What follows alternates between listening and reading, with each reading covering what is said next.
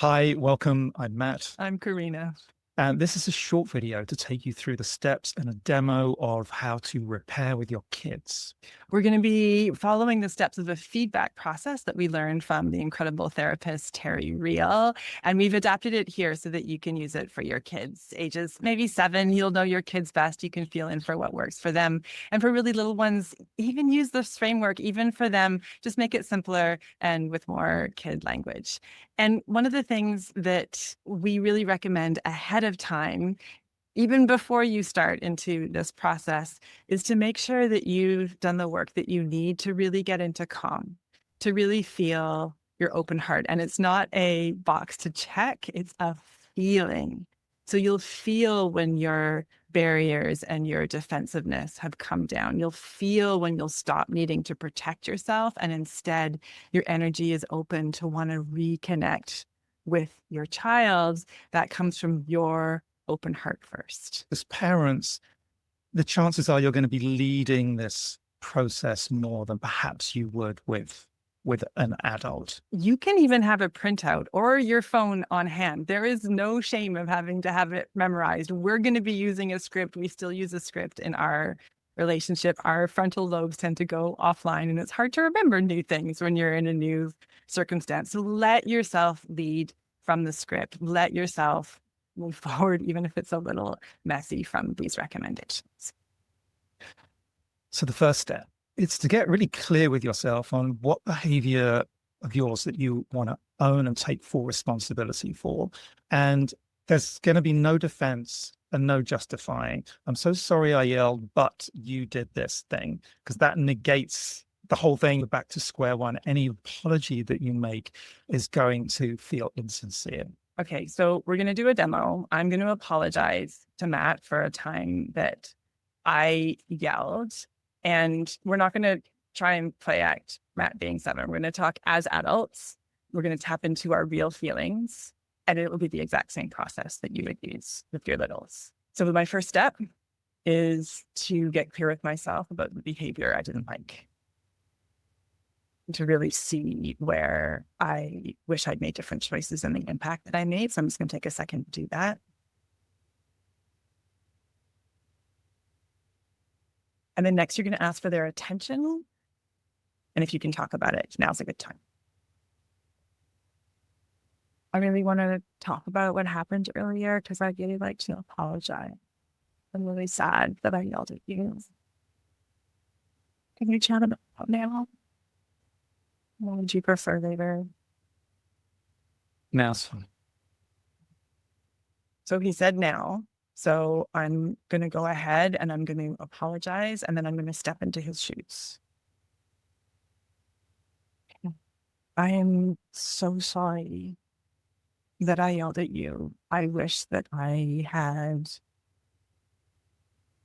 been able to stay on and take the time that we needed to be nice to each other.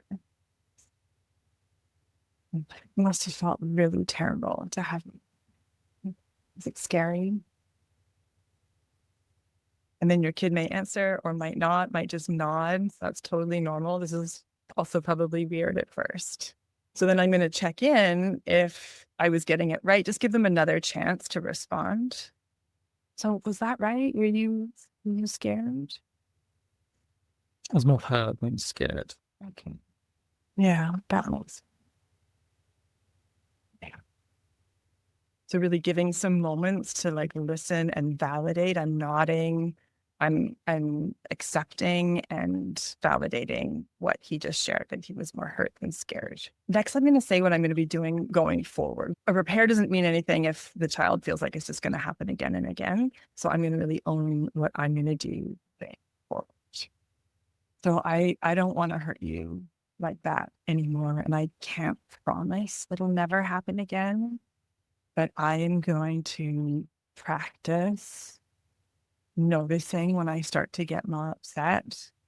And I'm probably going to do one of two things. I'm either going to like step out for a minute, just because I need a minute to like take some breaths, or I'm going to just ask for a second pause and just be like, no, I need a few minutes to like just calm down.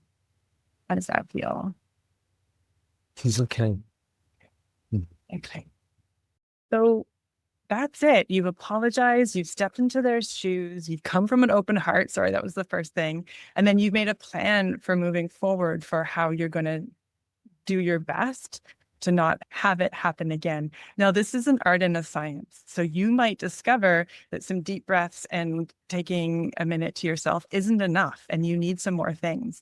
And that is part of the adventure of discovering what works for you and your nervous system and what works for you with your kids.